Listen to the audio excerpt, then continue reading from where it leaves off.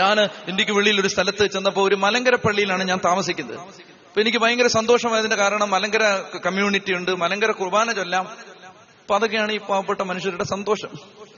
അപ്പൊ അങ്ങനെ കുർബാനയ്ക്ക് ഞാൻ ആദ്യത്തെ ബലിയർപ്പിക്കുകയാണ്. നല്ല കമ്മ്യൂണിറ്റി എന്ന് പറഞ്ഞാൽ അവർ ഉച്ചത്തിൽ പ്രാർത്ഥിക്കുകയൊക്കെ ചെയ്യുന്ന നല്ലൊരു ഗ്രൂപ്പാണ്. കുറച്ചുപേരെ ഉള്ളെങ്കിലും എല്ലാവരും ഉറക്കം പാടുകയും പ്രാർത്ഥിക്കുകയൊക്കെ ചെയ്യുന്ന ഒത്തിരി സ്റ്റാൻഡേർഡും അന്തസ്സുള്ള ആളുകളൊന്നുമില്ല. എല്ലാം ജീവിക്കാൻ വേണ്ടി വന്ന ആളുകളാണ്. അതുകൊണ്ട് എല്ലാവരും അങ്ങ് ഉള്ളു തറഞ്ഞ് പ്രാർത്ഥിക്കുന്നവരാണ്. ഈ അന്തസ് കൂടുമ്പോഴല്ലേ പിന്നെ വാ തുറക്കാത്ത പോട്ട്, നീ ആവശ്യമില്ലാതെ എന്തിനാ ബുദ്ധിമുട്ടുണ്ടാക്കുന്നത്. അപ്പൊ ഏതായാലും ഇതുങ്ങള് നല്ല പ്രാർത്ഥന. ഇപ്പൊ എനിക്ക് നല്ല ഇഷ്ടപ്പെട്ടു. അപ്പൊ എനിക്കാണ് മനസ്സുള്ളിൽ തട്ടി ബലിയർപ്പിക്കാൻ പറ്റി. അപ്പൊ ഞാനൊരു കാര്യം ശ്രദ്ധിച്ചു. ഞാനിങ്ങനെ കുർബാന ചൊല്ലിക്കൊണ്ടിരിക്കുമ്പോ നാം എല്ലാവരും പ്രാർത്ഥിച്ച് കർത്താവിൽ നിന്ന് അനുഗ്രഹങ്ങളും കരുണയും യാചിക്കണം എന്ന് പറയുമ്പോ ഞാൻ കേൾക്കുകയാണ് ഈ എല്ലാവരുടെയും സ്വരത്തിന്റെ മേളിൽ ഒരു സ്വരം, കാരുണ്യവാനായ കർത്താവേ, അങ്ങ് മേളിൽ ഒരു സ്വരം. അപ്പൊ ഞാൻ വിചാരിച്ചു, ദൈവമേ, നമ്മുടെ ജാതിയിൽപ്പെട്ട ഏതോ ഒരുത്തൻ ഇവിടെ ഉണ്ട്. എനിക്ക് സന്തോഷമായി. കാരണം നല്ല ഉച്ചത്തിലാണ് മറുപടിയൊക്കെ വരുന്നത്. അങ്ങനെ ഒരു മിണ്ടിപ്പോയാ വല്ലതൊക്കെ താഴെ വീണു പോകുമെന്ന് പേടിച്ചൊന്നുമല്ല, നല്ല ഉച്ചത്തിലാണ് ഇത് പറഞ്ഞു. അപ്പൊ എനിക്ക് ഭയങ്കര സന്തോഷം. ഞാൻ എന്റെ മാക്സിമം ഊളിയം എടുത്ത് ഞാൻ ഉറക്കെ ചൊല്ലി. ഈ മനുഷ്യൻ എന്നെ തോൽപ്പിക്കുന്ന ഊളിയമാണ് അദ്ദേഹത്തിന്റെ. ഇത് ഭയങ്കര ഉച്ചത്തിൽ എനിക്ക് ഭയങ്കര സന്തോഷമായി. ഞാൻ വിചാരിച്ചു, ദൈവമേ, സന്തോഷമായി. പിറ്റേ ദിവസം പരിശുദ്ധ കുർബാനയ്ക്ക് ഈ മനുഷ്യൻ അൾത്താരെ നിൽക്കുകയാണ്. അൾത്താരെ നിന്നിട്ട് ലേഖനം വായിക്കുമ്പോ ആ മനുഷ്യന് ലേഖനം വായിച്ച് പൂർത്തിയാക്കാൻ പറ്റുന്നില്ല. പൗലോസ്ലീഹായുടെ ലേഖനം വായിച്ചിട്ട് അദ്ദേഹത്തിന് പൂർത്തിയാക്കാൻ പറ്റുന്നില്ല. കരഞ്ഞുകൊണ്ട് ഇത് വായിച്ചു നിർത്തുകയാണ്. എന്ന് പറഞ്ഞാല് വായിക്കുന്ന ഓരോ വാക്കിന്റെയും അർത്ഥം മനസ്സിലാക്കി വായിച്ച പരിശുദ്ധ കുർബാനയ്ക്ക് നിനക്ക് കണ്ണു നിറയാതെ പ്രാർത്ഥന നിർത്താൻ പറ്റത്തില്ല. ഇത് ഒരു ബോധവും വെളിവില്ലാതെ വരണ്ട് നിൽക്കുന്നതിന്റെ കാരണം ഇതൊന്നും പിടികിട്ടിയിട്ടില്ല. ഒന്നാമത് ഇതൊന്നും മനസ്സിലാക്കാതെ പറഞ്ഞു, ഇത് ഭയങ്കര എന്തുവാ ഇത് വല്ലതും മനസ്സിലാവും. എടാ, ബയോളജിയും കെമിസ്ട്രിയും മാത്തമാറ്റിക്സും ഒക്കെ നീ പഠിച്ചില്ലയോ? നിനക്ക് അത് പഠിക്കാൻ ബുദ്ധി ഉണ്ടായിരുന്നല്ലോ. PhD എടുക്കാൻ നിനക്ക് ബുദ്ധിയുണ്ട്. ഇത് മനസ്സിലാക്കാനാണ് ബുദ്ധിയില്ലാത്തത്. മനസ്സിലായില്ല? അതുകൊണ്ട് ആ വിഷയമൊന്നും പറയണ്ട. അത് പറഞ്ഞാൽ നമ്മൾ തമ്മിൽ പിണങ്ങും. അതുകൊണ്ട് അത് പറയണ്ട. പ്രിയപ്പെട്ട സഹോദരങ്ങളെ, ഏതായാലും ഇത് മനസ്സിലാവുന്നില്ലെന്നാ പറയുന്നത്. മനസ്സിലാക്കാൻ ശ്രമിക്കാത്തതുകൊണ്ടാണ് മനസ്സിലാവാത്തത്. അപ്പൊ ഇയാള് നിന്ന് അത് കഴിഞ്ഞിട്ട് എനിക്ക് ദൈവമേ ഇത്രയും സന്തോഷം വന്ന ഒരു സന്ദർഭം വേറെയില്ല. പരിശുദ്ധാത്മാവിന്റെ ആവാസം അത് സാധാരണഗതിയിൽ പള്ളിയിൽ നിൽക്കുന്ന അധികം പേർക്കൊന്നും അത് എപ്പോഴാന്ന് പോലും അറിയത്തില്ല. പരിശുദ്ധാത്മാവ് വന്നോന്നോ ഇനി വരുമോന്നോ ഒന്നും അറിയാൻ പാടില്ല. ഞാൻ എന്റെ കാര്യം പറയാം, നിങ്ങളുടെ കാര്യമല്ല. ഉഗാണ്ടയിലെ ചില ആളുകളുടെ കാര്യമാണ് ഞാൻ പറയുന്നത്. നിങ്ങൾ അതിന്റെ പേര് എന്നോട് പണങ്ങുകയും ചെയ്യണ്ട. ബോധമില്ലാതെ നിൽക്കുന്നുണ്ട്. പരിശുദ്ധാത്മാവ് ഇനി വരുന്നുണ്ടോ എന്ന് തന്നെ അറിയാൻ പാടില്ല. വന്നു കാണും, വന്നാ കൊള്ളാം എന്നൊക്കെ പറഞ്ഞാൽ നിൽക്കുന്നു. ഏതായാലും ഈ മനുഷ്യൻ ആ മലങ്കര കുർബാനയിൽ ഉണ്ട്. ബാറക്കുമോർ, എന്റെ വാത്സല്യമുള്ളവരെ, സ്വർഗമാകുന്ന ഉയരങ്ങളിൽ നിന്ന് പ്രതാപത്തോടെ ഇറങ്ങി സമർപ്പിതമായ ദിവ്യരഹസ്യങ്ങൾ എന്ന് പറയുന്ന പ്രാർത്ഥനയുണ്ട്. ആ പ്രാർത്ഥന ചൊല്ലുമ്പോ ഈ മനുഷ്യൻ അത് ചൊല്ലുന്നത് കേട്ടാൽ പരിശുദ്ധാത്മാവ് ഇറങ്ങി വരുന്നത് ഇയാൾ കാണുന്നത് പോലെ നമുക്ക് ഫീൽ ചെയ്യുന്നത്. മനസ്സിലായോ? അതായത് പരിശുദ്ധാത്മാവ് ഇറങ്ങി വന്ന് ദിവ്യരഹസ്യങ്ങളുടെ മേൽ ആവസിക്കുന്നത് ഈ മനുഷ്യൻ കാണുന്നത് പോലാണ് അയാൾ ഇത് ചൊല്ലുന്നത്. നിങ്ങൾക്ക് തിരക്കുണ്ടോ ഇന്ന് പോവാൻ? 9 മണിക്ക് വിടാം. 9 മണിക്ക് വിടാം കേട്ടോ. പകുതി പോലും ആയില്ല, കാൽഭാഗം പോലും ആയില്ല ഇന്നത്തെ വിഷയം. അപ്പൊ ഈ മനുഷ്യൻ ഇത് എനിക്കാണ് ദൈവമേ എന്റെ ചങ്ക് പൊട്ടുന്ന കരച്ചിലും സന്തോഷവും എല്ലാം എനിക്ക് വരുന്നുണ്ട് ഈ മനുഷ്യന്റെ ഈ പ്രാർത്ഥന കേട്ട്. ഞാനും അപ്പൊ നമ്മൾ ആ മനുഷ്യൻ കൊണ്ടുപോകുന്ന ലെവലിൽ ഞാനും കയറുകയാണ്. പ്രിയപ്പെട്ട സഹോദരങ്ങളെ, അപ്പൊ ഇത് കേൾക്കുമ്പോൾ നമ്മൾ എന്നാ വിചാരിക്കുന്നത്? ഇത് നമ്മൾ ഒരുത്തൻ പള്ളിയിൽ നിന്ന് നല്ല വെള്ളയും കേട്ട വരുന്നത്, നല്ല ആചാരഭാഗവും നല്ലൊരു മനുഷ്യൻ, കണ്ടാ കൊള്ളാം, നോക്കാൻ തോന്നും. അങ്ങനെ ഒരു മനുഷ്യൻ, ആ മനുഷ്യൻ വന്നു നിന്നിട്ട് ഇങ്ങനെ ഉച്ചത്തിൽ വാവിട്ട് കരഞ്ഞ് ഒരു പൊട്ടനെ പോലെ കരഞ്ഞൊക്കെ ചൊല്ലുമ്പോ നമ്മൾ എന്നാ തോന്നും? നമ്മൾ വല്ല ഗതികേടുകാരനായിരിക്കും അല്ലേ? കടം കയറി മുടിഞ്ഞ നാശമായി അവൻ ഇനി ഒരു രക്ഷയേ ഇല്ലാതെ കടന്ന് ദൈവമേ സഹായിക്കണേ എന്ന് പറഞ്ഞ് നമ്മൾ അങ്ങനെയല്ലേ വിചാരിക്കും? ഇവൻ വല്ല ഗതികേടിന്റെ അങ്ങേയറ്റത്തുനിന്നും വന്നവൻ, ഇവൻ നിവൃത്തിയില്ലാതെ ആത്മഹത്യയുടെ മുമ്പിൽ നിൽക്കുന്നവൻ, അല്ലെങ്കിൽ ഇങ്ങനെ വല്ലോ കരയോ വല്ലോന് പള്ളിയിൽ നിന്ന്. നമ്മൾ അങ്ങനെയല്ലേ വിചാരിക്കൂ? അത് കഴിഞ്ഞ് അടുത്ത ദിവസം ഇയാൾ എന്നെ ഫോൺ വിളിച്ചിട്ട് പറഞ്ഞു, അച്ചോ ഒരു സന്തോഷ വാർത്തയുണ്ട്, എന്റെ 5ാമത്തെ കുഞ്ഞ് ജനിച്ചു എന്ന് പറഞ്ഞു. ഞാൻ പറഞ്ഞു, ഈ ഗതികേടുകാരൻ 5ാമത്തെ കുഞ്ഞു? എന്റെ മനസ്സിൽ ഞാൻ തോന്നുകയാണ്, തെറ്റാണ്, അങ്ങനെ ചിന്തിക്കാൻ പാടില്ല. ഏതായാലും പ്രിയപ്പെട്ട സഹോദരങ്ങളെ, അപ്പൊ ഞാൻ നമ്മള് സാധാരണ മലയാളിയല്ലേ, സാധാരണ മലയാളിയോട് കുഞ്ഞുണ്ടായി എന്ന് പറഞ്ഞാൽ നമ്മൾ എന്നാ പറയുന്നേ? എന്നാ ചോദിക്കുന്നേ? കുഞ്ഞുണ്ടായി എന്ന് പറയുമ്പോ എന്നാ ചോദിക്കുന്നേ? നല്ല കറുത്താണോ അങ്ങനെയാന്ന് ചോദിക്കുന്നത്? അല്ലല്ല, നമ്മൾ എന്നാ ചോദിക്കുന്നേ? ആണാണോ പെണ്ണാണോ? നമ്മളൊരു ആവറേജ് മലയാളിയാണ്. അതുകൊണ്ട് ഞാൻ ചോദിച്ചു, ചേട്ടാ ആണാണോ പെണ്ണാണോ? അപ്പൊ ആ ചേട്ടൻ പറഞ്ഞു, ഞാൻ കണ്ടില്ലെന്ന് പറഞ്ഞു. അപ്പൊ ഞാൻ പറഞ്ഞു, ചേട്ടാ ഒരു സെക്കൻഡ്, അത് ചേട്ടന്റെ 5ാമത്തെ കുഞ്ഞാണോ വേറെ വല്ലവരുടെയും കുഞ്ഞ്? ആരുടെ കാര്യം പറഞ്ഞേ? അപ്പൊ പറഞ്ഞു എന്റെ കുഞ്ഞാണ്. ഞാൻ പറഞ്ഞു ഈ രണ്ടും കൂടെ പറയല്ലേ. എടാ ചേട്ടന്റെ കുഞ്ഞാണെങ്കിൽ ചേട്ടൻ അറിയത്തില്ല 5ാമത്തെ കുഞ്ഞാണാണോ പെണ്ണാണോ? അത് ഇത്ര ബുദ്ധിമുട്ടുള്ള കാര്യമാണോ കണ്ടുപിടിക്കാൻ? അപ്പൊ ഈ മനുഷ്യൻ എന്നോട് പറയാണ്, അച്ചു എനിക്ക് ജീവിതത്തിൽ ഒരു പോളിസി ഉണ്ട്. അതെന്താന്ന് വെച്ചാല്, എന്റെ 5 കുഞ്ഞുങ്ങൾ ജനിക്കുമ്പോഴും ഞാൻ ആശുപത്രിയിൽ പോയി ഈ കുഞ്ഞിനെ കാണുകയോ കുഞ്ഞിനെ കുറിച്ച് തിരക്കുകയോ ചെയ്യുന്നതിന് മുമ്പ് എന്റെ കർത്താവിന്റെ ആലയത്തിൽ വന്ന് പരിശുദ്ധ കുർബാന അർപ്പിച്ച് ദൈവം തമ്പുരാന് നന്ദി പറഞ്ഞിട്ടേ ഞാൻ എന്റെ 4 മക്കളെ കണ്ടിട്ടുള്ളൂ, 5ാമത്തേനെ കാണത്തുള്ളൂ. അപ്പൊ എനിക്ക് ഈ മനുഷ്യനോടുണ്ടായ ബഹുമാനം ഉണ്ടല്ലോ, എനിക്ക് പറഞ്ഞറിയിക്കാൻ പറ്റത്തില്ല. അപ്പൊ പിറ്റേ ദിവസം ഞാൻ പറഞ്ഞു, ഈ നാളെ വരുമ്പോ എന്നെ ഒന്ന് കാണണേന്ന് പറഞ്ഞു. കാരണം ഇയാൾ കൊള്ളാം, നമ്മൾ ശിഷ്യം പെടാൻ പറ്റിയ ആളാണ് ഇയാള്, നല്ല ആളാ. കുർബാന കഴിഞ്ഞ്, വിശുദ്ധ കുർബാന കഴിഞ്ഞ് നാം നോക്കുമ്പോ ഉണ്ടല്ലോ, ഈ മനുഷ്യൻ പള്ളിയുടെ ഒത്ത നടുക്ക് സാഷ്ടാംഗം പ്രണമിച്ച് കിടന്ന്, എല്ലാരും പോയി കഴിയുമ്പോൾ അവിടെ ഒത്ത നടുക്ക് കിടന്ന് കരഞ്ഞ് കരഞ്ഞ് തമ്പുരാന് നന്ദി പറയുന്നു. നമ്മൾ എന്നാ വിചാരിക്കുന്നത്, ഇവൻ ഭൂലോക ഗതികേടുകാരനായി.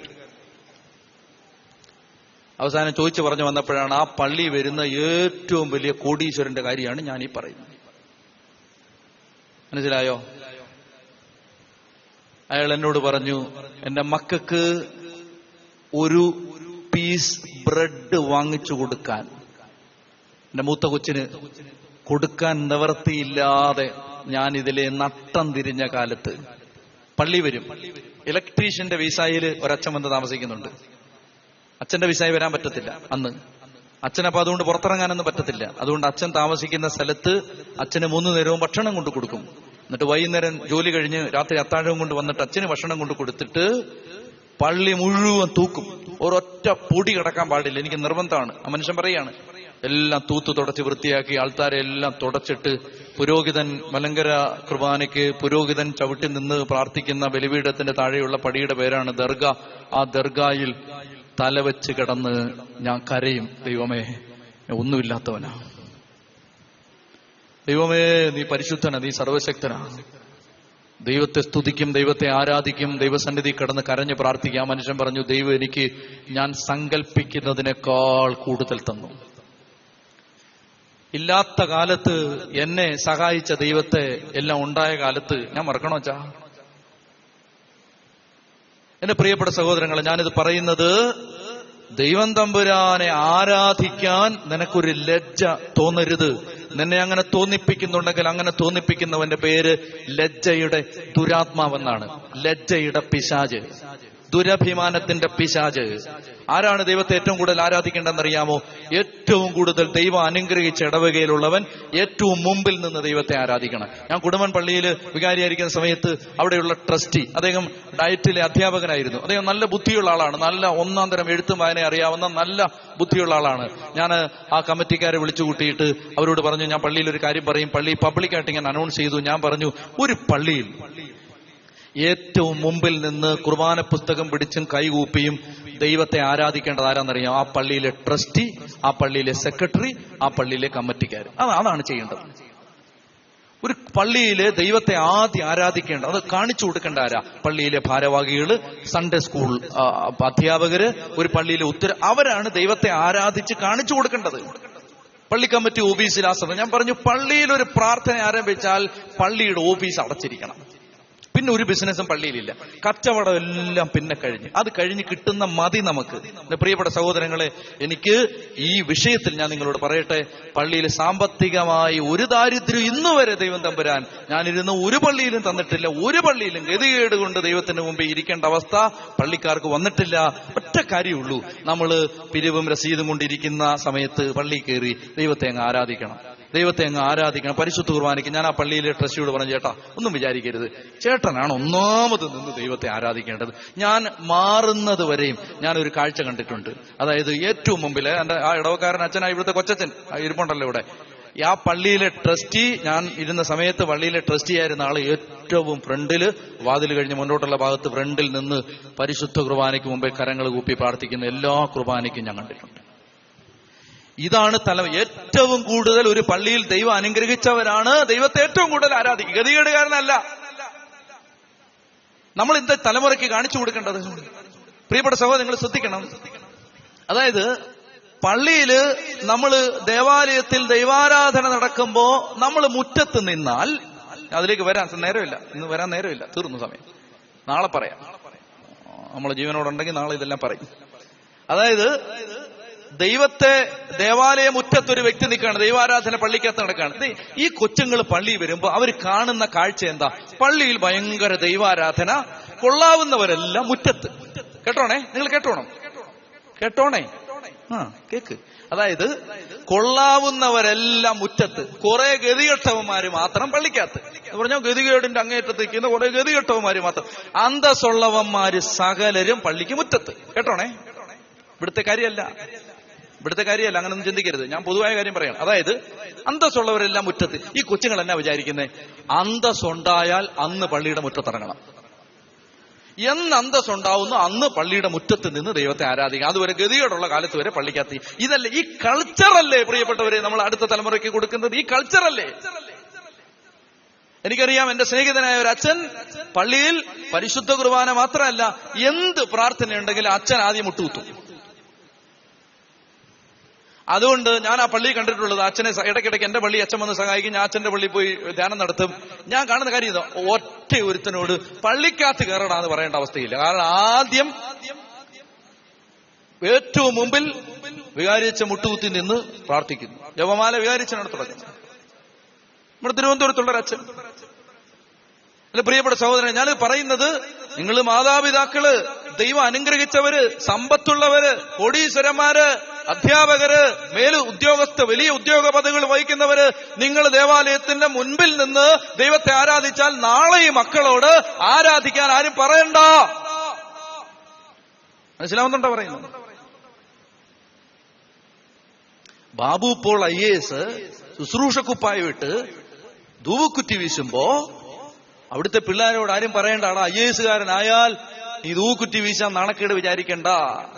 കോളേജിലെ ഒരു ഡിപ്പാർട്ട്മെന്റിന്റെ ഹെഡായ ഒരു അധ്യാപകൻ ദേവാലയത്തിൽ നിന്ന് ധൂവുക്കുറ്റി വീശുമ്പോ ആ പള്ളിയിലെ പിള്ളേരോട് ആരും പറഞ്ഞു കൊടുക്കണ്ട, എടാ ഇതൊരു നാണം കെട്ട പരിപാടിയില്ല, അന്തസ്സുള്ളവർ ചെയ്യുന്ന പരിപാടിയാണ്, അത് കണ്ടു പഠിക്കണം. സിബി മാത്യു IPS ഒരു കൊന്തയുടെ 5 ദിവ്യരഹസ്യത്തിനും കൈവിരിച്ച് പിടിച്ച് മുട്ടേ നിന്ന് അത് ചൊല്ലുമ്പോ ഈ പിള്ളേരെന്താ കാണുന്നത്? പിള്ളേർ അതാ അന്തസ്സുള്ളവൻ കണ്ടോ, അവൻ പ്രാർത്ഥിക്കുന്ന, അത് കാണണം. പ്രിയപ്പെട്ട സഹോദരങ്ങളെ, നമ്മൾ എന്ത് സംഭവിച്ചു? ദൈവാരാധന എന്ന് പറയുന്ന കുറെ ഗതികെട്ടവന്മാരുടെ ജോലിയാക്കി മാറ്റി. അന്തസ്സുള്ളവരെല്ലാം ആരാധനയുടെ പടിക്ക് വെളിയിൽ. അവർക്ക് പറഞ്ഞേ ഹല്ലേലൂയാ, പറഞ്ഞേ ഹല്ലേലൂയാ, ഹല്ലേലൂയാ.